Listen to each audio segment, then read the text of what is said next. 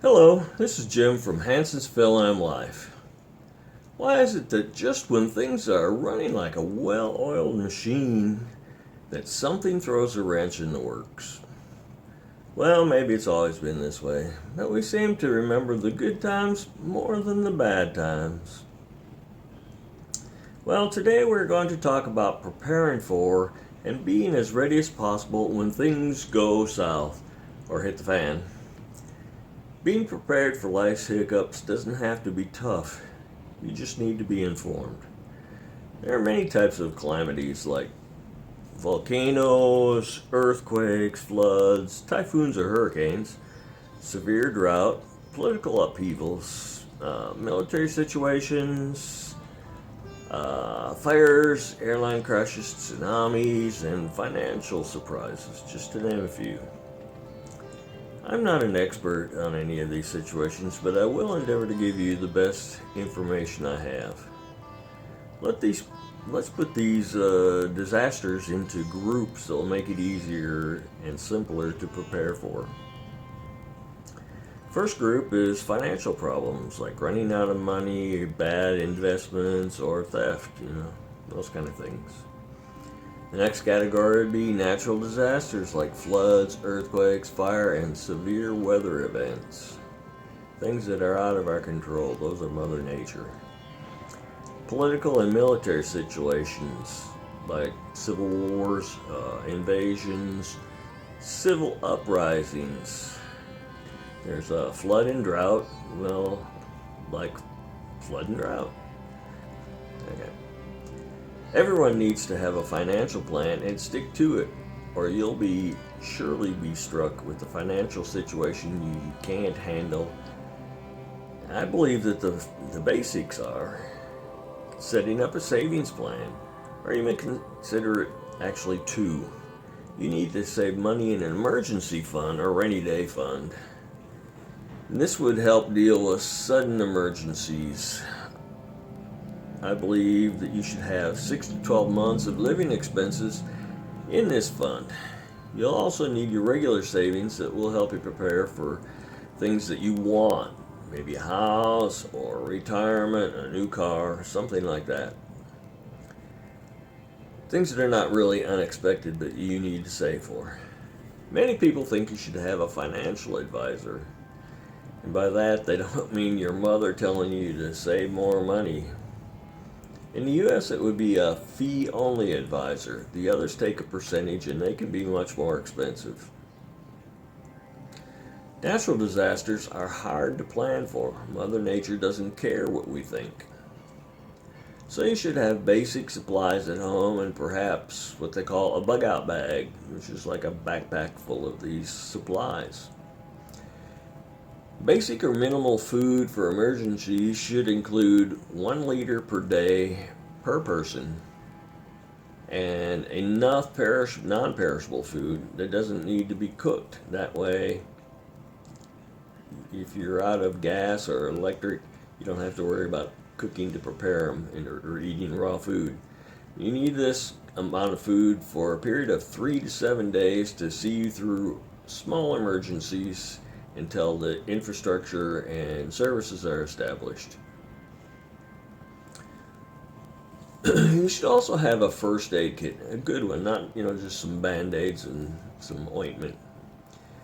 One that includes band-aids, bandages, even maybe a tourniquet, scissors and forceps.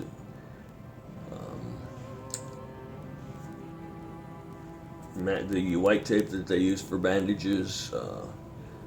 Might even have some duct tape in there. That could come in handy. Even a little super glue. You can always super glue big cuts shut. You should have some knowledge about doing that first. You should also have your personal documents like passports, driver's licenses, your ACR card. Anything that you need to prove who you are and that you have a right to be there. Also, to help you get out of being there if the need arises. You should have money. You should have your credit cards and debit cards so that when you are able to get to a debit machine, you can get money if you need it. The credit card pay for a plane ticket, or maybe, I don't know if they take credit cards for ferries, but especially if there was a bad situation, they may not have the services up and running. You should also have transportation options, which we just kind of mentioned a couple of them: aircraft or ferries. You should have access to busing, cars, rental cars, your own vehicle. You should keep your own vehicle in good shape and keep it gassed up in case something happens. I mean, we have just over here, about 10 miles away, a volcano. It's dormant, but it could come back to life. There are earthquakes, and they're centered basically around that volcano. It's Mount Taliesin.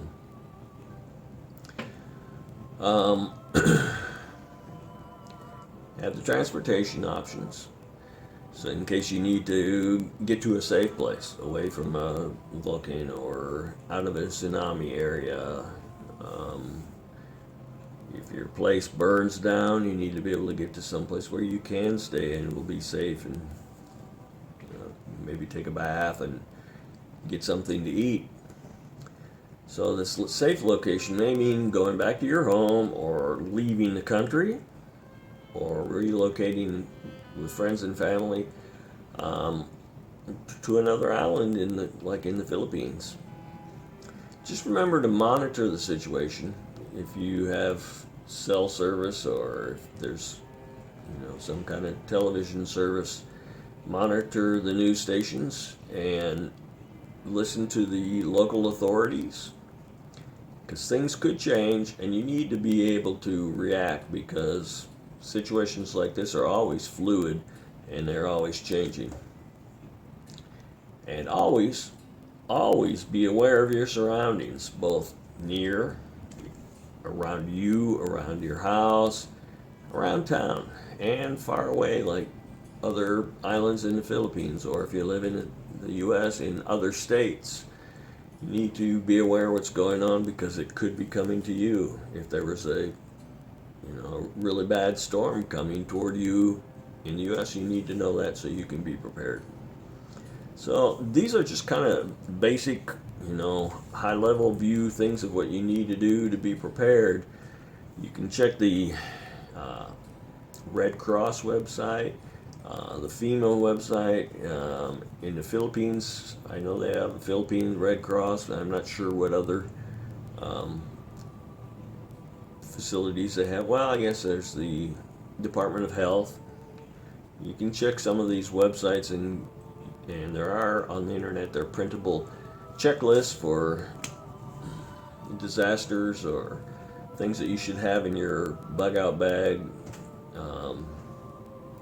And on the internet, you can order some of these foods, like freeze-dried foods, or canned food, canned tuna fish, canned chicken, different kinds of meat. There's candy bars. Don't get to just like a Milky Way. Get something that's got some nuts in it, maybe some grains, kind of like a granola bar, something like that, so that you have something that will give you energy, plus give you some of the other nutrients that you might need, because this will be a stressful time and you will need to get through it safely. Get your immunizations with it. Check with your doctor, make sure you have them and they're current, so that if something happens, you will be vaccinated. It could save your life. So, take care, stay safe, and don't end up in one of these situations down here. So if you find this kind of a video interesting or helpful, or has some rewarding content, something that can help you, try clicking on the little gator down in the right hand corner and subscribe. That will allow our channel to grow, and we will be able to give you more and better videos. You can also click on the like the like symbol. That will show us that this is the kind of video that you like. Within all of our videos, we can check the number of likes. And you can also share with your friends or family. So, have a good day, stay safe, and we'll see you in the next video.